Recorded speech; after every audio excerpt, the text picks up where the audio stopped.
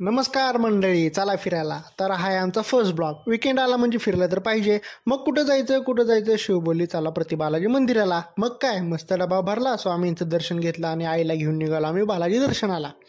स्वामींचं दर्शन घेतल्याशिवाय आम्ही कधीच घराबाहेर जात नाहीत. स्वामींनाही आमच्यासोबत चला बोलतो.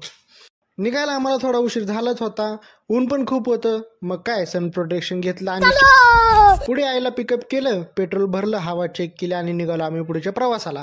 भुगापासून प्रति बालाजी मंदिर 47 किलोमीटर आहे. मग मस्त काय झाडी, काय डोंगर, काय पाणी म्हणत आम्ही निघालो पुढच्या प्रवासाला.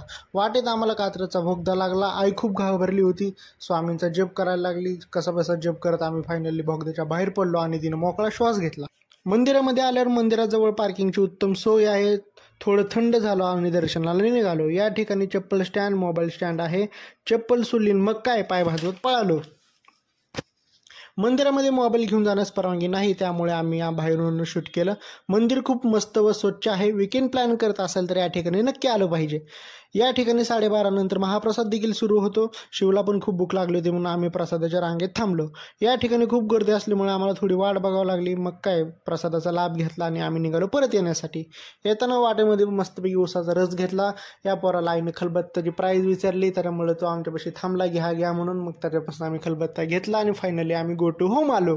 तुम्हाला आमचा फर्स्ट ब्लॉग कसा वाटला आम्हाला नक्की कळवा मित्रांनो. श्री स्वामी समर्थ.